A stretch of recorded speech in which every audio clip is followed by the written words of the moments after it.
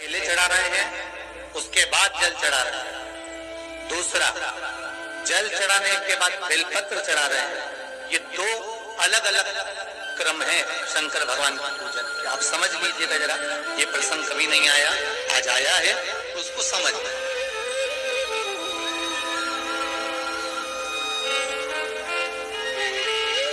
पहले बेलपत्र, उसके बाद में जल जो चढ़ाया जाता है, ये रोग मुक्ति के लिए चढ़ाया जाता है।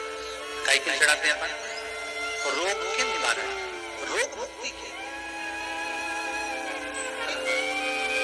आप शिव मंदिर में जाकर दर्शन करेंगे तो दो चीजें अपने को दर्शन करने को मिलेगी। एक भक्त आता है शंकर जी के मंदिर में, लोग भाव से पहुंचते हैं, तो पहले वो क्या करते हैं? पहले बेलपत्री चढ़ा देते हैं, फिर जल चढ़ा देते हैं। और एक भक्त जो शिव मंदिर में पहुंचता है, पहले जल चढ़ाता है, फिर बेलपत्र चढ़ाता है। दोनों का अलग अलग क्रम है, दोनों का अलग अलग भाव है।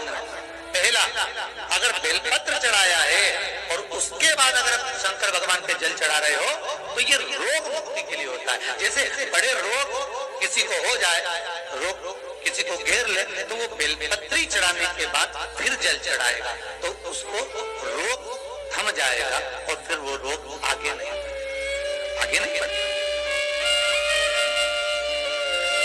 रोगों को थामने के लिए बेलपत्री पहले, फिर जल। और जब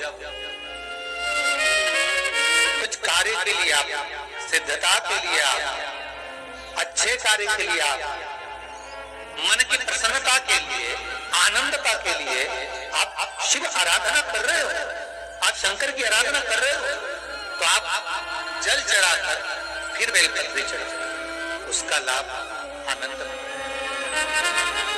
आपने जल चढ़ाया, उसके बाद बेलपत्री।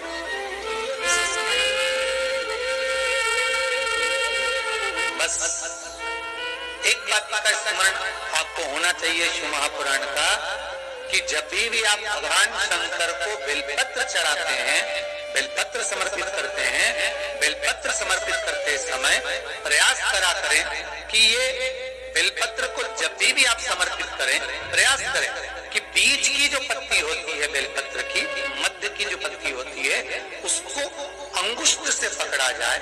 उसके बाद में आप फिर बेलपत्री को शिव पर समर्पित करें, प्रयास करें।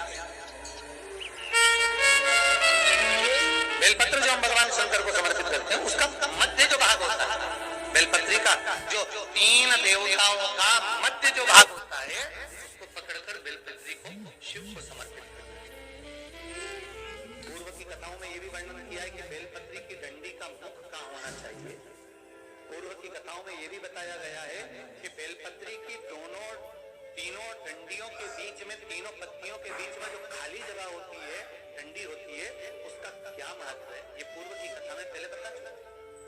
पर आज जो क्रम चल रहा है कथा का, उसमें अपन जो समझ रहे हैं वो ये होना चाहिए कि आप किस कामना से जल चढ़ा रहे हैं, आपके जल चढ़ाने का क्रम क्या है।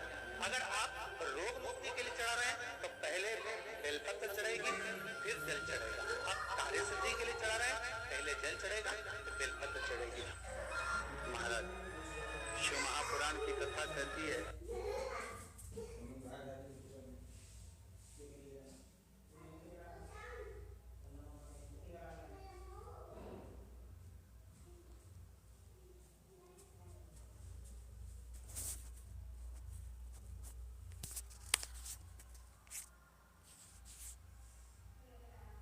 केले चढ़ा रहे हैं,